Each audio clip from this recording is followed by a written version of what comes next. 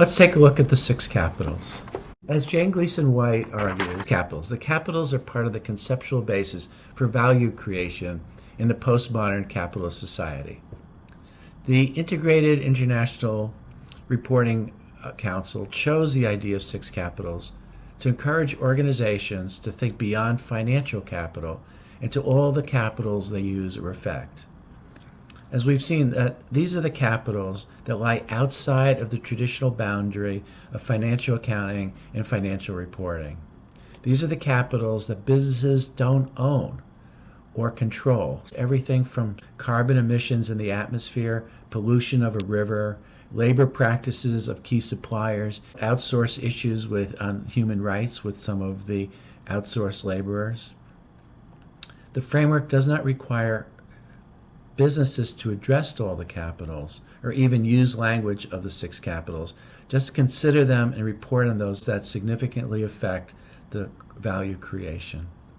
As Paul Druckmann said, and he was the president of the IARC, who I'm also honored to have met in New York, for too long businesses have expressed themselves only in terms of financial transactions, an exclusive form of communication that hides from view the rich seams of value that can be found in knowledge, intellect, natural resources, and relationships.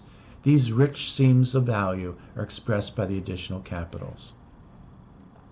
The IARC calls these six capitals also a prism through which organizations should assess and then report the degree to which they are creating, diminishing, or destroying value over time.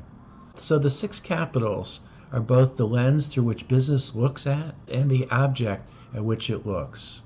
And the use of these multiple capitals in reporting, it's relatively new, so its measurement is relatively undeveloped. And later on, we're going to talk about how we measure the intangible assets, as Michael Creighton has shown you how to measure the tangible assets. The six capitals are as follows: financial capital, manufactured capital, intellectual capital, human capital, social and relationship capital, natural capital. So let's do a quick deep dive into each so that we define them a little better. Financial capital. These are the funds available to an organization to produce goods or provide services. These funds are sourced through debt, equity, or grants, or generated through operations or investments. As far as manufactured capital, again, traditional capital. Manufactured physical objects available to an organization to produce goods or provide services, including buildings, equipment, and infrastructure, such as roads, bridges, and waste and water treatment plants. Again, if the community, however, provides the roads, the sanitation plants, and the waste treatment plants, these are capitals that the company does not own, but it's a community that serves the company. And the question then lies, is the company also serving the community? Intellectual capital. These are knowledge-based intangibles, including intellectual property, patents, copyrights, software rights, licenses, intelligent workforce, organized capital such as systems, protocols, a tacit knowledge of the business held by employees and managers that is difficult to communicate. And according to the IARC, the carrier or owner of intellectual capital is the organization.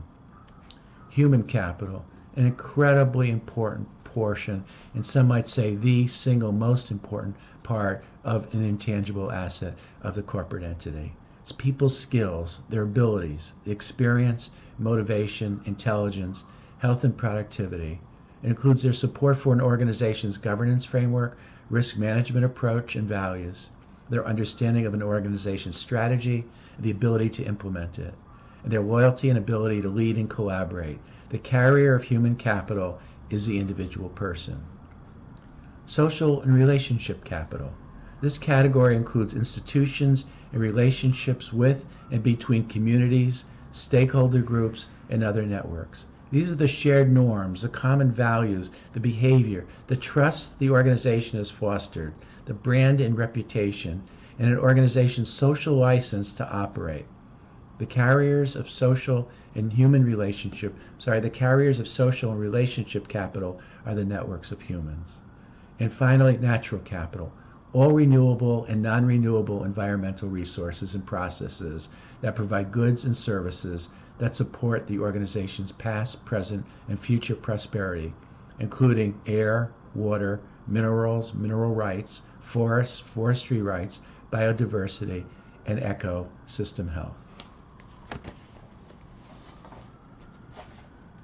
So we're going to now do a little deep dive into the emergence, as Mervyn King says, into the fourth industrial revolution, from financial capitalism to sustainable capitalism. The things as fiduciaries and stewards and corporate compliance executives you will need to understand and manage and report to the stakeholders of this larger public entity.